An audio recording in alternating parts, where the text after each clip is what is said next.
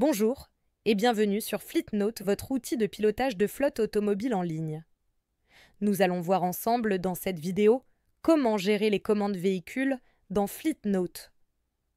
La fonction de gestion de commandes de véhicules permet au gestionnaire de renseigner progressivement les informations reçues dans le processus de commande jusqu'à la livraison du véhicule.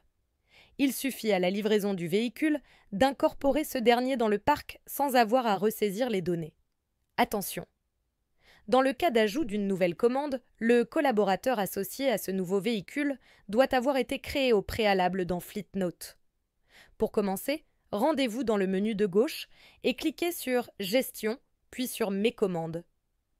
L'écran se compose d'un tableau qui reprend l'ensemble des commandes présentes dans votre base Fleetnote. Pour créer une nouvelle commande, cliquez sur le bouton « Plus » situé en haut à gauche. Le premier onglet « Commandes » est composé de 5 pavés.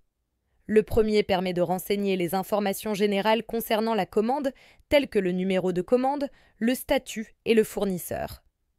Le pavé suivant, nommé « Type d'affectation », permet de sélectionner le collaborateur concerné par la commande. Attention, la commande va ensuite reprendre les caractéristiques d'affectation du collaborateur. Le pavé suivant est composé de plusieurs champs permettant la saisie d'informations supplémentaires afin d'identifier le distributeur de la commande émise.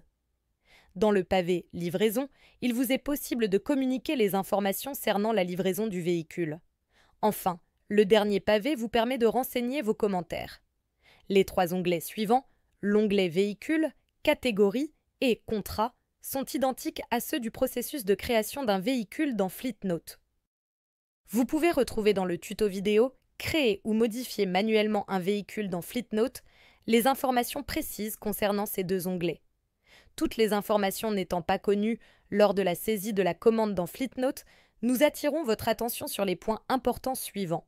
Le numéro d'immatriculation, nous vous conseillons d'y renseigner au début le nom du conducteur, puis de saisir le bon numéro avant l'incorporation. Date de première mise en circulation. L'information est optionnelle au début et devient obligatoire pour incorporer le véhicule. Tous les champs non obligatoires pourront être modifiés plus tard, après l'incorporation du véhicule. Une fois les 3 onglets complétés, cliquez sur « Enregistrer » et le tour est joué. Pour modifier une commande, il convient de cliquer sur la ligne de la commande concernée, puis cliquer sur le bouton « Édition ». Modifiez donc les informations, puis de cliquer sur « Enregistrer ». Lorsque le véhicule commandé a été livré et reçu par le conducteur, il convient de l'incorporer dans le parc. Ainsi, sélectionnez la ligne de la commande concernée, cliquez ensuite sur le bouton « Autres actions » en haut à gauche, puis cliquez sur « Incorporer le véhicule ». Une nouvelle fenêtre s'ouvre. Elle vous offre 2 possibilités. Si vous cliquez « Date réelle de livraison », la date d'incorporation dans le parc sera égale à la date réelle de livraison, telle que déjà saisie dans le pavé « Livraison » de l'onglet « Commande ». Si vous cliquez sur « Autre date », vous devez alors saisir une date et celle-ci deviendra la nouvelle date réelle d'incorporation dans le parc. Cliquez sur le bouton « Valider » et le tour est joué. Vous pouvez retrouver votre véhicule dans votre état de parc.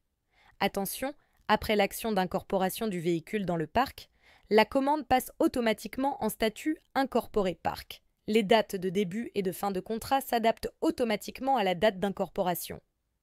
Il est aussi possible de suivre vos commandes à partir de votre tableau de bord et également les indicateurs, ce qui peut être pratique pour visualiser les livraisons en prévision. Enfin, si vous souhaitez importer vos commandes en masse, il est possible de transférer via fichier Excel vos commandes dans Fleetnote. Il convient alors de se rendre dans le menu « Supervision », puis « Interface », puis « Gestion » et enfin « Mes commandes ».